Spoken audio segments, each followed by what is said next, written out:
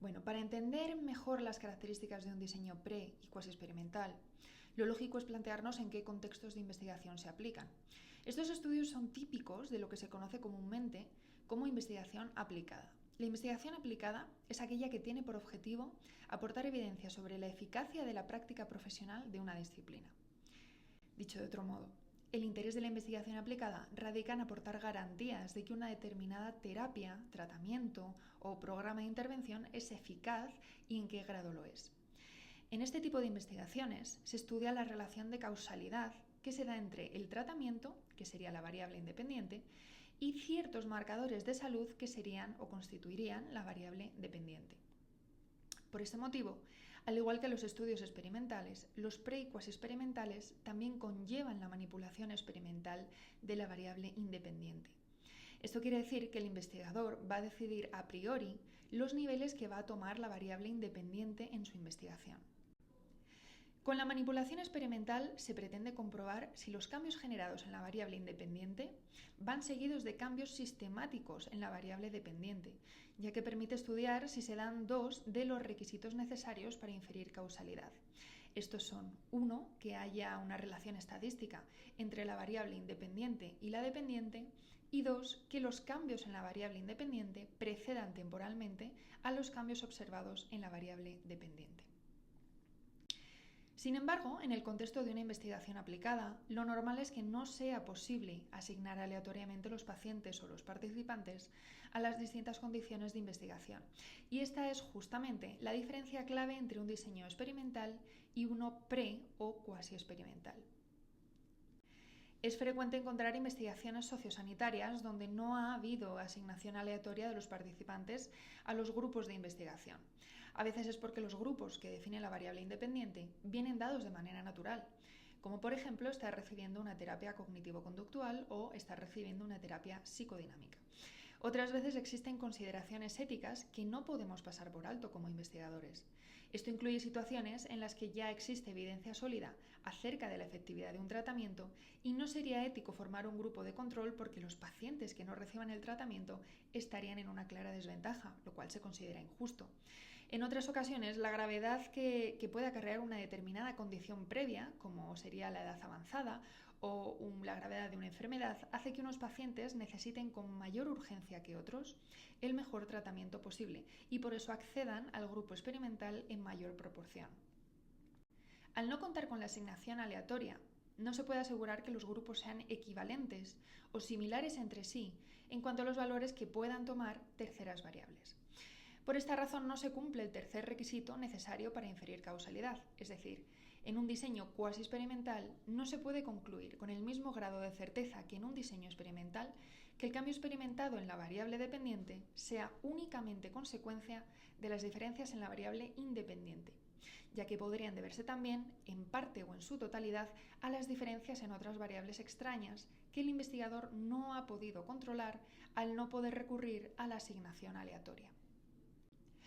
Como veis, la falta de grupos equivalentes atenta directamente contra la validez interna del estudio, es decir, contra la validez de la relación de causalidad que tratan de establecer los investigadores entre la variable independiente y la variable dependiente. Por esta razón, un estudio pre y cuasi experimental siempre va a contar con menos validez interna que un estudio experimental.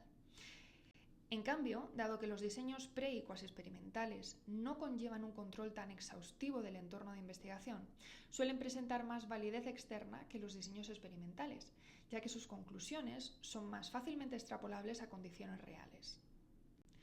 Bueno, estas son las características de los diseños pre y los cuasi experimentales.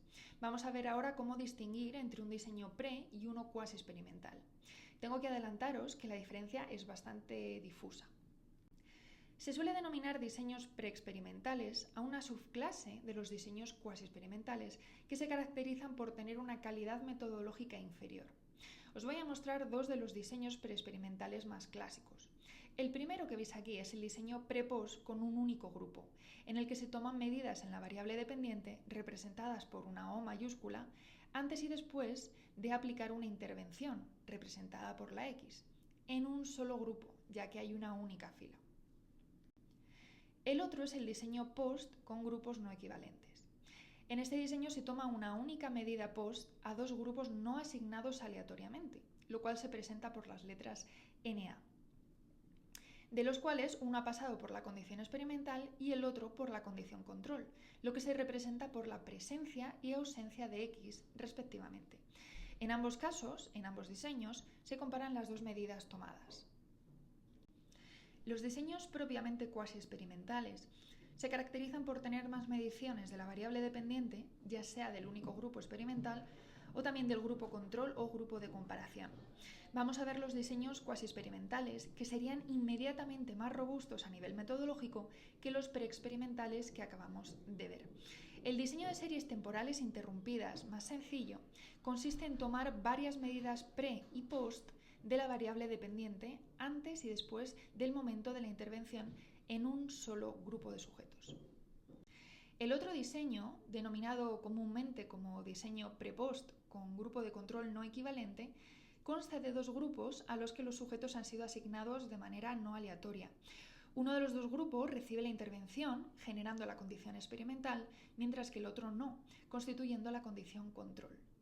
Finalmente, en ambos grupos se toman medidas pre y post en la variable dependiente.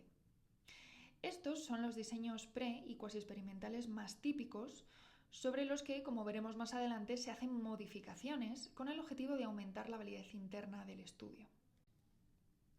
Vamos a hacer aquí un pequeño inciso para comentar el tipo de medidas que se toman en los diseños pre y cuasi experimentales con respecto de la variable dependiente. En el vídeo referido a la unidad 3 vimos los diseños intergrupo, diseños experimentales intergrupo, donde cada grupo de sujetos pasaba por una única condición de investigación y se tomaban medidas post que luego se comparaban entre sí. El único diseño preexperimental homólogo a este, pero que no cuenta con la asignación aleatoria de los participantes a las condiciones de investigación, es el diseño que acabamos de ver, el diseño post con grupos no equivalentes. Sin embargo, este diseño es una excepción, ya que en los diseños cuasi experimentales, al no haber asignación aleatoria, los investigadores siempre van a tratar de incluir una medida pre, tanto en el grupo experimental como en el grupo control, con el objetivo de aumentar la calidad metodológica y ganar cierta validez interna. Por este motivo, salvo en contadas excepciones, como el diseño preexperimental que acabamos de mencionar, la mayoría de los diseños cuasi experimentales van a contar con varias mediciones del mismo grupo de sujetos, convirtiéndolos en diseños con medidas intragrupo.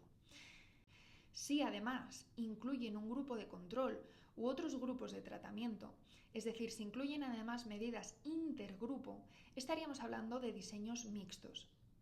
A la hora de controlar el efecto de posibles variables extrañas y aumentar así la validez interna del estudio, deberemos recurrir a las estrategias que ya vimos en el vídeo de la unidad 3 dedicado a los diseños experimentales. Con esto quiero decir que en función del tipo de medidas que estemos tomando de nuestra variable dependiente, si son medidas intragrupo o intergrupo, deberemos aplicar las estrategias pertinentes que ya hemos visto con anterioridad. Además, a continuación vamos a ver otras nuevas estrategias para controlar posibles variables extrañas que se emplean con más frecuencia en los diseños cuasi experimentales, aunque también podemos encontrárnoslas en diseños experimentales. Volvamos al diseño preexperimental clásico, al diseño pre-post con un único grupo. Si os fijáis, este único grupo de sujetos recibe todos los niveles de la variable independiente, es decir, ausencia y presencia del tratamiento, por lo que existe, como ya hemos visto, una manipulación experimental. Sin embargo, estos diseños son metodológicamente muy débiles, ya que no permiten evaluar si el cambio observado tras el tratamiento se debe realmente a la intervención recibida y no a otras variables extrañas. Estas variables extrañas podrían ser cualquier variable que haga madurar al grupo con el paso del tiempo en la variable dependiente, o, como veremos más adelante, el famoso efecto placebo. Una forma de ganar validez interna es incluyendo un grupo de control. Ya vimos en el vídeo anterior, dedicado a la unidad 3, que en los diseños experimentales también se emplean grupos de control, al igual que en los cuasi experimentales. Vamos a detenernos aquí en explicar un detalle importante que concierne a ambos tipos de diseños. Dependiendo del grupo control que se incluya en la investigación, estaremos ganando un mayor o un menor grado de validez interna. El grupo de control inactivo es aquel que no recibe ningún tratamiento, por lo que no se controla el posible efecto placebo. Esto puede conllevar a que se sobreestime el efecto del tratamiento. Muchas veces los sujetos, por el mero hecho de recibir una intervención, experimentan un cambio en la variable dependiente que no tiene por qué deberse a la intervención en sí. Esto es lo que se conoce como efecto placebo. Y aquí podéis ver, representado en rojo, el aumento que produce en el efecto estudiado. La consecuencia final es que terminamos sobreestimando el tamaño del efecto, pensando que esa parte que depende del efecto placebo también es parte del efecto total. Para controlar el posible efecto placebo se emplean grupos de control activo. Los grupos de control activo reciben una intervención o tratamiento placebo que es en verdad un tratamiento de pega, porque se sabe que no tiene el mismo efecto sobre la variable dependiente que tiene la intervención real. Sin embargo, sirve para que los sujetos de ambos grupos, del control y del experimental, sientan en la misma medida que han recibido una intervención. Fijaos ahora en el gráfico. Como ambos grupos han sufrido el efecto placebo por recibir una intervención, la diferencia entre ambas medias está reflejando el verdadero tamaño del efecto estudiado. Hay investigaciones que tienen por objetivo comparar un tratamiento estándar con un nuevo tratamiento que se considera que puede ser más eficaz. En estos casos, el grupo de control activo no recibe un tratamiento de pega, sino el tratamiento estándar, el que se viene haciendo por defecto. Esto permite a la vez controlar el efecto placebo y además comparar si el nuevo tratamiento es más efectivo que el tratamiento estándar. Si al diseño preexperimental anterior, el diseño pre-post con un único grupo, le añadimos un grupo de control, como los que acabamos de ver, obtenemos el diseño cuasi experimental denominado pre-post con grupo de control no equivalente. Este nuevo diseño ya cuenta con un grupo de control, pero se pueden además hacer más cosas para intentar ganar aún más validez interna, ya que no hay forma de asegurarse de que los grupos sean realmente equivalentes. Una estrategia para comprobar que ambos grupos son más equivalentes en la variable dependiente antes de que comience el tratamiento es tomar varias medidas pre en vez de solo una. Esta estrategia da lugar a un nuevo tipo de diseño que se conoce como diseño doble pretest con grupo de control no equivalente y cuyo diagrama veis aquí.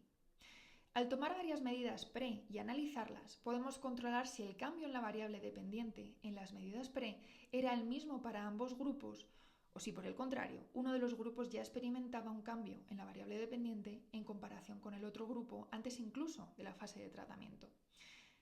Fijaos en este gráfico, donde se representan los resultados de un diseño pre-post con grupo de control no equivalente. Vemos que el grupo de tratamiento ha experimentado un cambio mayor que el grupo de control y concluiríamos que ese cambio es el tamaño del efecto estudiado. Ahora bien, si el diseño hubiera sido de doble pretest, podríamos observar lo siguiente. Aquí vemos que en las medidas pretest, el grupo que luego recibió el tratamiento ya experimentaba un aumento en la variable dependiente, un aumento mayor que el grupo de control, antes incluso de que se le administrase el tratamiento. Con estos datos podríamos saber que la mejoría que ha experimentado tras el tratamiento no se debe solo al efecto del tratamiento, es decir, no es solo el efecto estudiado, sino que en parte también es consecuencia de que uno de los grupos tiene por defecto un cambio en la variable dependiente mayor que el otro grupo. Los investigadores también pueden tratar de aumentar la validez interna de un estudio cuasi experimental, incluyendo mediciones de una o más variables dependientes, además de la variable dependiente principal de la investigación. Estas otras variables dependientes, que llamaremos aquí variables de control, no se tendrían que ver afectadas por el tratamiento, lo que aumentaría la validez interna del estudio, que postula que el tratamiento solo afecta a la variable dependiente principal, pero no a las otras variables de control. Sin embargo, las variables de control deberían también ser lo suficientemente similares a la variable dependiente principal para verse afectadas por los mismos efectos de la historia y de la maduración de los sujetos y por otros efectos del diseño, como podría ser la práctica o la fatiga.